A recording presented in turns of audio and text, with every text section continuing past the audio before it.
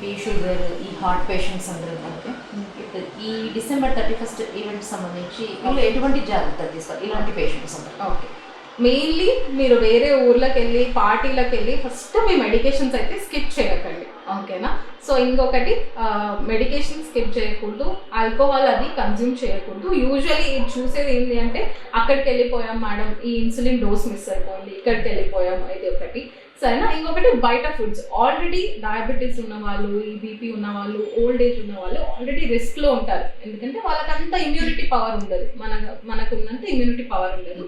So వాళ్ళు more risk of acquiring this infection. బయట జనాల్లో కలిసినప్పుడు ఎవరికైనా కాఫ్ ఉంటే కానీ, ఇట్లా ఫుడ్ తిన్నప్పుడు ఫుడ్ పాయిజనింగ్ అయినా కానీ వాళ్ళకి ఇన్ఫెక్షన్ రిస్క్ ఎక్కువ ఉంటుంది ఇంకా కొంచెం. సో వాళ్ళు ఇంకా జాగ్రత్తగా ఉండాలి. సో ఎక్కువ బయట కలవడము కానీ బయట తినడం కానీ చేయకూడదు. అండ్ వాళ్ళ మెడికేషన్స్ అయితే డెఫినెట్లీ తీసుకోవాలి, అదైతే స్కిప్ చేయకూడదు. ముఖ్యంగా మనం డయాబెటిక్ గురించి మాట్లాడుకుంటున్నాం. డయాబెటిక్ పేషెంట్స్ ఆకలికి తట్టుకోలేరు. అవును. అంటే ఇప్పుడు మాన్సూన్ సీజన్ లో వాళ్ళకు వాష్రూమ్స్ ఇబ్బందులు కూడా చాలా ఉంటాయి. సో ఈ పరిస్థితుల్లో వాళ్ళు ఫుడ్ స్టైల్ ఏమైనా మార్పులు చేసుకోవచ్చు అంటారా?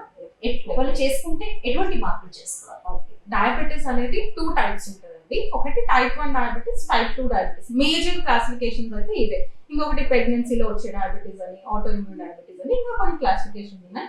బట్ మనం మేజర్ తీసుకుంటే టైప్ 1 వాళ్ళకి మన బాడీలో అసలు ఇన్సులినే ప్రొడ్యూస్ అవ్వదు. సో వాళ్ళకి మందులతో కాదు, డైరెక్ట్ ఇన్సులిన్ ఇవ్వాల్సి వస్తుంది.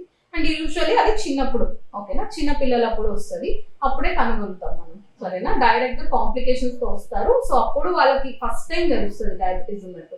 అండ్ వాటికైతే ఇంకా మందులు అయితే ఏం పని చేయవు. సో ఇన్సులిన్ ఇవ్వాల్సి వస్తుంది. అండ్ వాళ్ళు యూజువల్లీ తిన్ ఉంటారు, చిల్డ్రన్ అనేది, వాళ్ళు టైం టు టైం ఫుడ్ తీసుకుని టైం టు టైం ఇన్సులిన్ అయితే తీసుకోవాల్సి వస్తుంది.